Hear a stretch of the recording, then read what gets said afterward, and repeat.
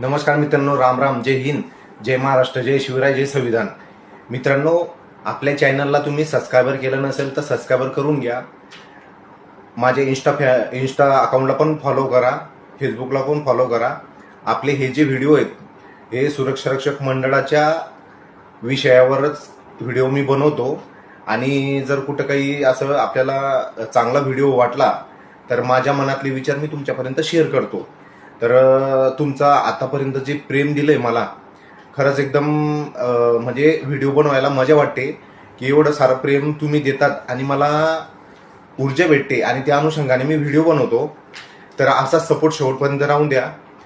सुरक्षा रक्षक मंडळाचे नवीन नवीन व्हिडिओ मी तुमच्यापर्यंत घेऊन येण्याचे प्रयत्न करील. आणि बरेच व्हिडिओ आहेत, म्हणजे बरेच असे विचार आहेत आपल्या मनातले, त्या मनातले विचार आपण तुमच्यापर्यंत शेअर करतो. तसाच आजचा जो आपला हा विषय आहे, हा जो टॉपिक आहे, हा माझ्या एका सबस्क्रायबरने कमेंट केली होती की सर, सुरक्षा रक्षक मंडळामध्ये रँक किती आहेत, म्हणजे पद किती आहेत, पद बोलतो ना आपण. तर त्या विषयावर आपण आज व्हिडिओ बनवणार आहेत. मित्रांनो, तुम्ही थंबनेल बघितलंच असेल, कॅप्शन पण वाचून घ्या. तर आपण आज सुरक्षा रक्षक मंडळामध्ये पद किती असतात ते आपण जाणून घेणार आहेत. मित्रांनो, आता बऱ्याच जणांना माहिती आहे पण बऱ्याच जणांना माहित नाहीये. पण तरी चला बोललो, एक सुरक्षा रक्षक मंडळ हे पहिले, म्हणजे बोलतो ना आपण, 1981 सालापासून स्थापन झालेलं सुरक्षा रक्षक मंडळ आहे. गव्हर्नमेंट अंडरटेकिंग आपलं आहे.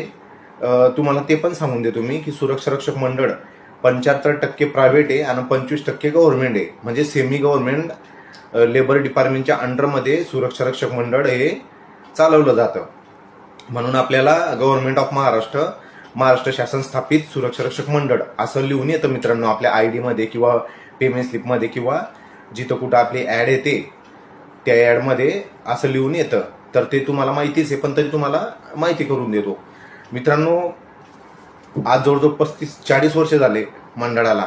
पण पाहिजे तसं मंडळाचं जे नाव आहे ते लोकांपर्यंत गेलं नव्हतं. पण आता सोशल मीडिया आल्यामुळे बऱ्याच जे उमेदवार असतील किंवा बऱ्याच जणांना माहीत नव्हतं, तर ते सोशल मीडियाच्या माध्यमातून आपण प्रसार करतोय आणि बऱ्याच लोकांना सुरक्षा रक्षक मंडळ काय आहे आणि याच्या ड्युट्या कशा असतात हे सर्व आता टेक्नॉलॉजी नवीन नवीन आले, त्याच्यानंतर सोशल मीडिया आलं, त्या अनुषंगाने सर्वांपर्यंत हे आपले सुरक्षा रक्षक मंडळ काय आहे हे सर्वांना कळतंय. त्या अनुषंगानेच आपण वेगवेगळ्या विषयावर टॉपिक आणि विषय म्हणजे घेऊन येतो. तर तसंच आणि विषय असा मित्रांनो की मी माझ्या भाषेमध्येच व्हिडिओ बनवतो, त्याच्यामुळे मला सांभाळून घ्या. माझ्याकडनं थोडीफार चुकी होत असेल, कारण की मी प्रॉपर काही एवढा बोलतो ना आपण कंटेंट क्रिएटर म्हणा किंवा युट्यूबर तर आहेच मी. तुमच्या प्रेमामुळे, तुमच्या सपोर्टमुळे आज मी युट्यूबर झालेलोच आहे. आणि याच्या पुढे पण आपण असेच टॉपिक घेऊन येऊ तुमच्यापर्यंत. तर चला मग आपल्या विषयाकडे जाऊया. हा व्हिडिओ जो आहे तो माझ्या एका सबस्क्रायबरने कमेंट केली होती, त्याच्या आधारावर मी बनवतोय. आणि खरंच त्यांनी मला सुचवलं एक विषय, एक टॉपिक मला त्यांच्या माध्यमातून मला भेटला, तर मी तुमच्यापर्यंत हा व्हिडिओ शेअर करतोय. आणि तुम्ही हा व्हिडिओ तुमच्या मित्रांपर्यंत शेअर करा की सुरक्षा रक्षक मंडळमध्ये रँक म्हणजे पद कसे असतात आणि कोणत्या कोणत्या प्रकारचे असतात आणि किती असतात, त्याच्यावर आपण जाणून घेणार आहे. मित्रांनो, सुरक्षा रक्षक मंडळ नियमवालीनुसार, जसं की गव्हर्नमेंट अंडरटेकिंग असल्यामुळं आपल्याला नियमावली लावलेली आहे, त्या अनुषंगानेच आपल्या पोस्ट कशा आहेत, आपल्याला रँक कशी आहे ते आपण जाणून घेणार आहेत. पहिली पोस्ट आहे मित्रांनो, पहिली रँक आहे मुख्य सुरक्षा रक्षक. मुख्य सुरक्षा रक्षक म्हणजे हेडगार्ड बोलतो आपण त्याला. त्याचं निळ्या रंगाची सिंगल फित, म्हणजे जिथं इथं बॅच असतात बघा मित्रांनो. तर आता पहिले म्हणजे बोलतो ना आपण स्टार लावत होते, तर आता स्टार पण आहे आणि फित पण आहे. म्हणजे फित म्हणजे एक निळ्या रंगाची सिंगल फित जर इथं असली, इथं असली तर तो मुख्य सुरक्षा रक्षक म्हणजे हेडगार्ड आहे. पहिली पोस्ट ते झाली. आता दुसरी जी आहे सुरक्षा पर्यवेक्षक.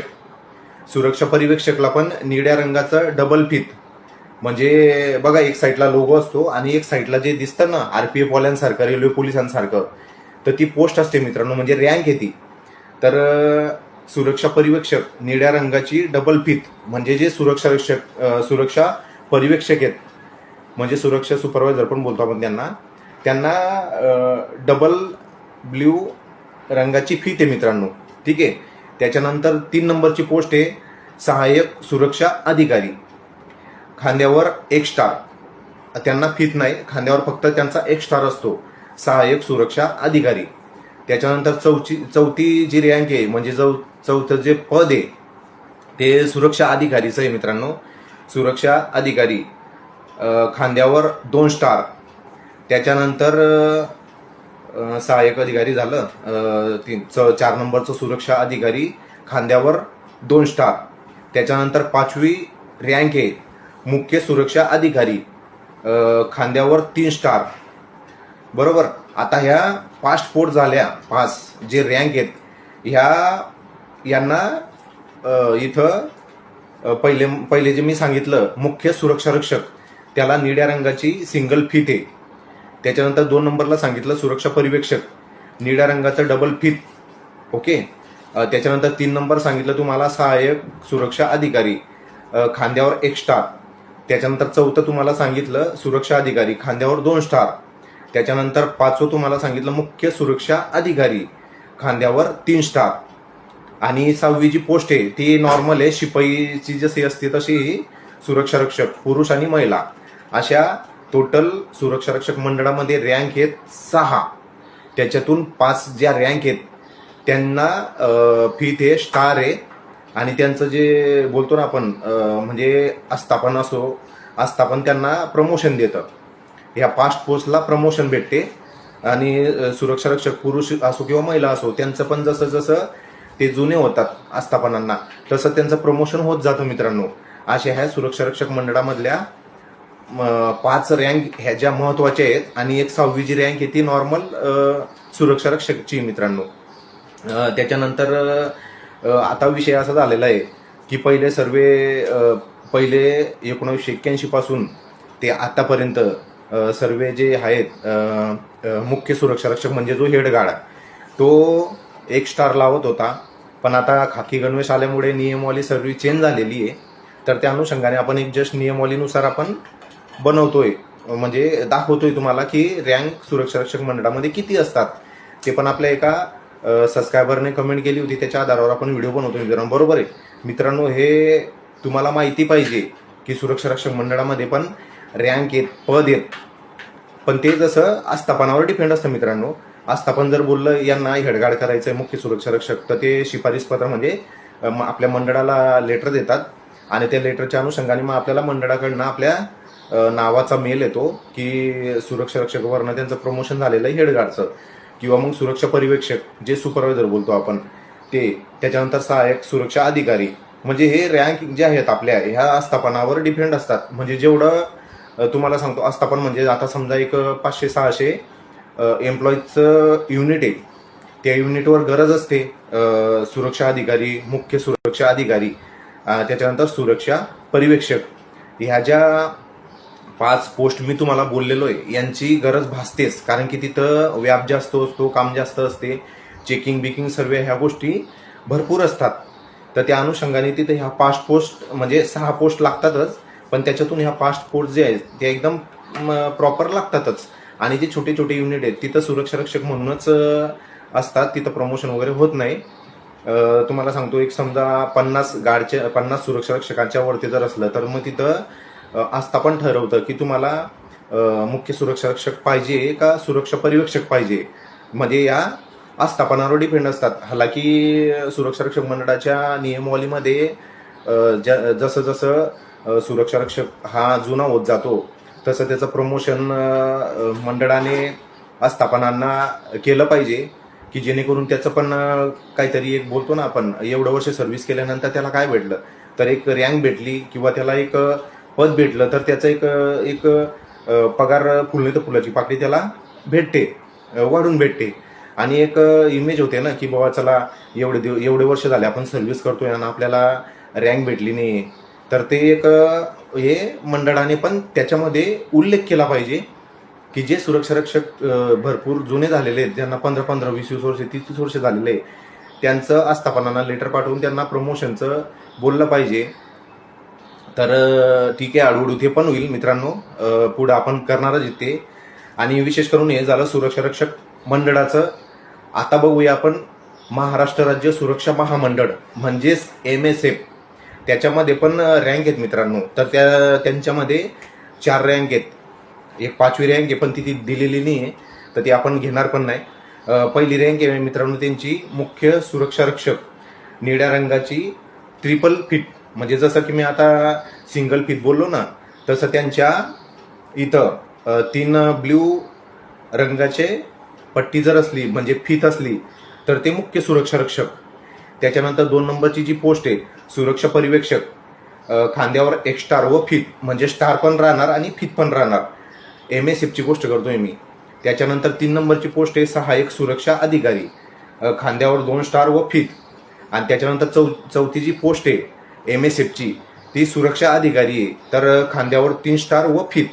म्हणजे मित्रांनो फित असा विषय आहे की तुम्ही कोणत्या डिपार्टमेंटचे ते तिच्यामध्ये फितवरून कळतं. जसं की आता सुरक्षा मंडळाने पण फित नियमावलीमध्ये दाखवलेलं आहे. तर त्या अनुषंगाने आपली फोर्स कोणती आहे, आपलं डिपार्टमेंट कोणतं आहे, ते लगेच या फितच्या माध्यमातून कळतं. आणि लोगो बिगो ते तर प्रॉपर आहेतच, त्याच्यामुळे कोणी एवढं अनाडी नाही आहे, सर्वांना समजतं. पण एक जस्ट चला बोलो हा विषय घेऊया. हा विषय महत्त्वाचा आहे सर्वांसाठी आणि तो आपण घेतलेला आहे. तर हा व्हिडिओ तुमच्या प्रत्येक मित्राला शेअर करा, जे ऑन ड्युटी पण आहेत, ज्यांना माहीत नाही आहे त्यांना पण तुम्ही पाठवा. आणि जे उमेदवार आहेत, जे सुरक्षा रक्षक मंडळामध्ये भरती होण्यासाठी इच्छुक आहेत किंवा MSF मध्ये ऑलरेडी आहेत किंवा त्यांना MSF मध्ये भरती व्हायचं आहे, मित्रांनो एक आपण विषय हा माहिती पडला पाहिजे विद्यार्थ्यांना, उमेदवारांना, म्हणून आपण हा विषय घेतलेला आहे. त्याच्यात आपल्याला चांगलीच गोष्ट आहे, माहिती पाहिजे. मंडळाची माहिती ही प्रत्येक उमेदवाराला, विद्यार्थ्याला माहिती पाहिजे. त्या अनुषंगाने आपण हा व्हिडिओ बनवतोय. बरेच आपले असे व्हिडिओ आहेत की त्याचे आपण सुरक्षा मंडळाबाबत आपले विचार टाकतो आणि आपल्या विद्यार्थीपर्यंत, उमेदवारांपर्यंत पोहोचवण्याचं काम करतो मित्रांनो. तर नक्कीच हा व्हिडिओ तुम्ही तुमच्या मित्रांपर्यंत शेअर करा की जेणेकरून त्यांना पण कळेल की सुरक्षा रक्षक मंडळामध्ये रँक किती आहे आणि MSF मध्ये किती आहेत, हे सर्व कळून जाईल. तर मित्रांनो अजून नवीन असे टॉपिक सुरक्षा रक्षक मंडळाबद्दल असो किंवा MSF बद्दल असो किंवा अदर व्हिडिओ, म्हणजे काय चाललंय, कुठं काय चाललंय, त्याचे पण आपण व्हिडिओ बनवतो, पण कमी बनवतो. आपण सुरक्षा रक्षक मंडळाच्या आधारावर, MSFच्या आधारावर जास्त करून व्हिडिओ बनवतो. आपला चॅनलला तुम्ही सबस्क्राईबर केलं नसेल तर सबस्क्राईबर करून घ्या. माझा YouTube ID आहे उमेश पाटील 1750. यूट्यूब चॅनलला भेट द्या आणि सबस्क्राईबर करायला विसरू नका. त्याच्यानंतर फेसबुकला अकाउंट आहे माझं उमेश पाटील या नावाने, तिथं पण फॉलोअर्स करा. इंस्टाला पण उमेश राजपूत 22 असा आहे, त्याला पण फॉलो करा. आणि नवीन नवीन विषयावर व्हिडिओ घेऊन येतो, ते तुम्ही बघा.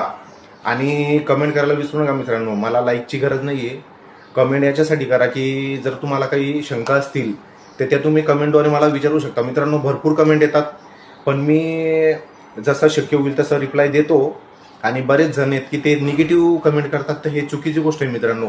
जो व्यक्ती चांगलं काम करतोय त्याला निगेटिव्ह कमेंट करून तुम्ही त्याला, म्हणजे तुम्हाला असं वाटत असेल की तुमच्या निगेटिव्ह कमेंटने मी घाबरून जाईल, मी कोणाच्या बापाला घाबरत नाही.